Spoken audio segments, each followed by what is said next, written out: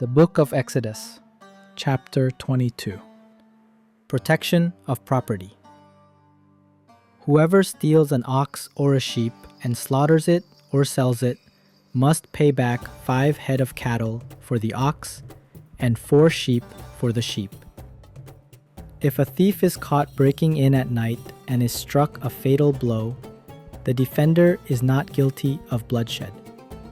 But if it happens after sunrise, the defender is guilty of bloodshed. Anyone who steals must certainly make restitution, but if they have nothing, they must be sold to pay for their theft.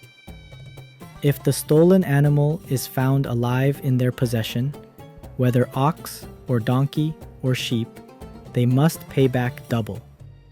If anyone grazes their livestock in a field or vineyard and lets them stray, and they graze in someone else's field, the offender must make restitution from the best of their own field or vineyard. If a fire breaks out and spreads into thorn bushes so that it burns shocks of grain or standing grain or the whole field, the one who started the fire must make restitution. If anyone gives a neighbor silver or goods for safekeeping, and they are stolen from the neighbor's house, the thief, if caught, must pay back double. But if the thief is not found, the owner of the house must appear before the judges, and they must determine whether the owner of the house has laid hands on the other person's property.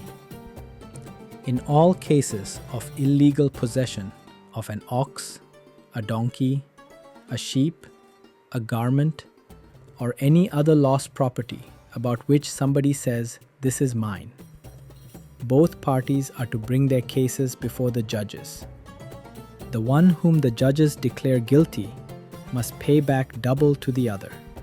If anyone gives a donkey, an ox, a sheep, or any other animal to their neighbor for safekeeping, and it dies, or is injured, or is taken away while no one is looking, the issue between them will be settled by the taking of an oath before the Lord that the neighbor did not lay hands on the other person's property. The owner is to accept this, and no restitution is required.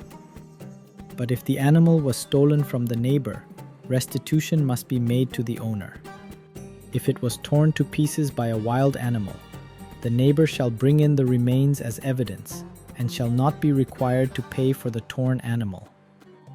If anyone borrows an animal from their neighbor, and it is injured or dies, while the owner is not present, they must make restitution. But if the owner is with the animal, the borrower will not have to pay. If the animal was hired, the money paid for the hire covers the loss. Social responsibility. If a man seduces a virgin who is not pledged to be married and sleeps with her, he must pay the bride price, and she shall be his wife. If her father absolutely refuses to give her to him, he must still pay the bride price for virgins. Do not allow a sorceress to live. Anyone who has sexual relations with an animal is to be put to death. Whoever sacrifices to any god other than the Lord must be destroyed. Do not mistreat or oppress a foreigner, for you were foreigners in Egypt. Do not take advantage of the widow or the fatherless. If you do, and they cry out to me, I will certainly hear their cry.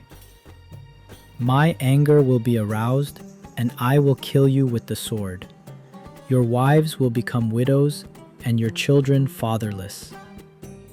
If you lend money to one of my people among you who is needy, do not treat it like a business deal. Charge no interest. If you take your neighbor's cloak as a pledge, return it by sunset. Because that cloak is the only covering your neighbor has. What else can they sleep in? When they cry out to me, I will hear, for I am compassionate. Do not blaspheme God or curse the ruler of your people. Do not hold back offerings from your granaries or your vats. You must give me the firstborn of your sons. Do the same with your cattle and your sheep. Let them stay with their mothers for 7 days, but give them to me on the 8th day. You are to be my holy people. So do not eat the meat of an animal torn by wild beasts. Throw it to the dogs.